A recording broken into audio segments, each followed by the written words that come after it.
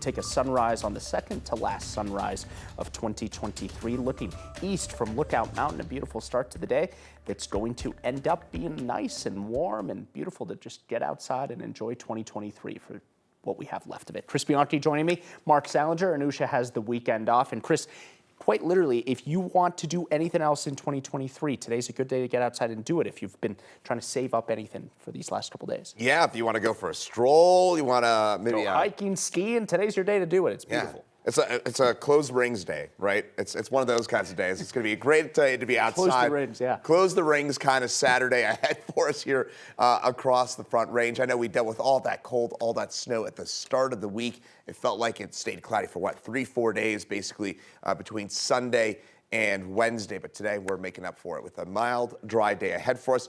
Mountains, we'll see those clouds increase and mountain snowfall ahead for tomorrow. But in the meantime, for today, again, pretty nice even in the high country. It's pretty chilly out there in some of those mountain valleys, as it tends to be this time of year, but those temperatures in the 20s and 30s for the most part on the eastern plains right now. For today, low to mid 50s for us here in Denver. Mostly sunny skies. Some afternoon high clouds will work the way into the picture, and highs about 10 degrees above average across most of the state for today. And AT Doppler radar is quiet. For now, you look off to the west, a little bit of light snow moving its way into Utah. That'll work its way into the picture later on tonight, and that could lead to some light accumulations by morning in a few spots for us in the higher elevations. By the way, it's been a little bit breezy at times for us in the foothills. Those winds will slacken on off, and that 7-day forecast, mostly cloudy for tomorrow, but then mostly sunny for the rest of the week. I'll have details on the mountain snowfall, though, coming up in my full forecast. Right now, the Littleton Police Department need your help finding 31-year-old Juan Michael Ramirez III. He was last seen with his family yesterday at 7 in the morning near South Platte Canyon Road and West Mineral Avenue. Officials say he left the house without car keys or a phone, didn't show up to his appointment. He is schizophrenic and may need mental health assistance. If you see him, you're asked to call 911.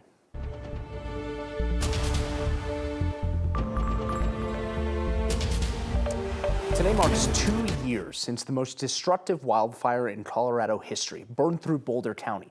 2 people lost their lives. More than 1,000 homes were destroyed in the Marshall Fire. The recovery is still ongoing. In the town of Louisville, where more than 550 structures were destroyed, about 40% of families have been issued a permit to rebuild. About a quarter of families have been cleared to move back in there. Recovery is a bit farther along in the town of Superior. Town officials say they've issued rebuilding permits for 70% of the homes that were destroyed. 157 families have been cleared to move in there. And not having answers creates stress and challenges that we don't need. And I hope that now we can focus on rebuilding our lives and getting back to our homes and our community. It took a year and a half after the Marshall Fire started that finally learned what caused the most destructive wildfire in Colorado history. Boulder County investigators announced earlier this year that it began as 2 fires that then merged into one mega fire. Multiple causes, but still no criminal charges. Extreme winds uncovered days-old embers that were buried under the property of the religious group 12 Tribes. Those ashes reignited, according to investigators, starting the fire that would burn down the shed and then many homes there to follow. The sheriff's office says the members of the religious group did enough to put the old fire out, and they should not be charged with a crime. Investigators do not think that the cause of the second fire was the underground coal mine smoldering for decades under the Marshall Mesa trailhead. They say the most likely cause for that second fire was an Xcel power line that you see there on your screen, damaged in the strong winds. Xcel repaired the damage before investigators could see the line for themselves. The company says its equipment did not start the fire, and even if it did, the second fire didn't burn any homes, according to Xcel. Boulder County's district attorney says he didn't have enough evidence to charge Xcel with a crime. However, many families have joined a lawsuit against Xcel, hoping to get money for the damages caused by the fire.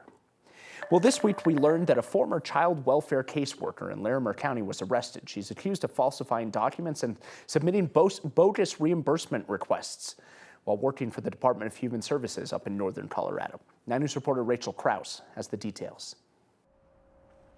Sandra Spraker, a former employee with the Larimer County Department of Human Services, is facing 99 criminal charges. Larimer County Sheriff John Fan says this all stems from Spraker's actions during her brief stint working as a DHS child welfare caseworker. regardless of whether you've been there for a few months or a few decades, it's always concerning, right? Especially when you have an obligation to the community to check in on the welfare of kids and things like that. So yes, absolutely, it's concerning. Spraker had started as a caseworker last October, but Fan says earlier this year, DHS noticed something off with Spraker's work, finding falsified case reports and requests to reimburse her travel to see families for visits that never happened. So they contacted the sheriff's office.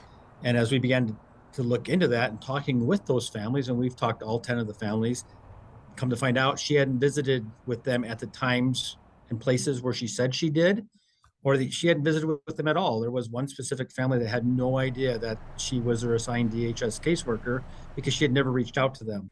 On Friday, Spraker was arrested. She's charged with 10 counts of attempting to influence a public servant, 1 count of theft, 1 count of embezzlement, abuse of public records, 29 counts, forgery, 29 counts, official misconduct, 29 counts. That's 99 charges in all. It got to be a habit of, well, at least with some families, that documenting things that never really happened. Heather O'Hare, director of Larimer County Human Services, said in a statement, quote, "We have over 150 caseworkers working diligently to serve families in Larimer County. And this is the first case of its kind in Larimer County Human Services. We are continuing to tighten our processes and procedures to make sure this does not happen again." Fan says over the years, he's seen DHS workers work tirelessly to help protect children and families. He says Spraker's alleged actions are more than frustrating. They betrayed the trust of a team that does so much good.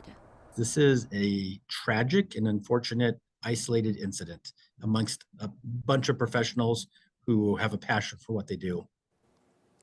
Spraker was booked into the Larimer County Jail yesterday and given a $10,000 personal reconnaissance bond. She's due back in court on January 9th. The driver who hit and killed a teenage girl in Commerce City, then left the scene, will spend decades behind bars. Brandon Monroe pleaded guilty to 1 count of vehicular homicide DUI. The 2 other charges that he faced of reckless driving and leaving the scene were dismissed. He hit a girl named Carolyn Kincaid back in April. She was crossing an intersection near Monaco Elementary School. It took more than a month for him to be arrested. District Attorney Brian Mason blasted Monroe after the sentencing, saying in part, quote, "I will never truly understand how someone who has already been convicted of DUI, in this case twice, can still get behind the wheel under the influence, and now a young girl is dead." There are no words. CDOT has been handing out tickets for express lane violations since October, and now one driver, we've learned, has already racked up more than 4 dozen fines on C-470. That's pretty egregious. These fines each $75, and after 20 days, if you haven't paid, that goes up to $150. So we're talking thousands of dollars for that driver, even with some of that continuing to happen during the warning period. More than 58,000 notices have been sent out along C-470 since October to people violating those express lanes, and more than 60,000 violations have gone out along I-25. Then if you throw in the I-70 express mountain lanes, which started enforcement in the summer, that adds up to a total of 136,000 notices for the year.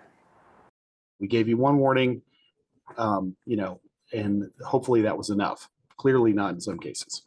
If we feel that there's people who just are kind of not going to follow the rules and they're repeat violators, we may look at toughening some of the fines for this small group of repeat violators. Hope that person who has 50 fines realizes, yeah, they keep going up. If you don't pay your violation, it goes to a collection agency. After that, if you still don't pay, a hold on your vehicle registration will be put in place. So far, CDOT says that hasn't happened to anyone just yet.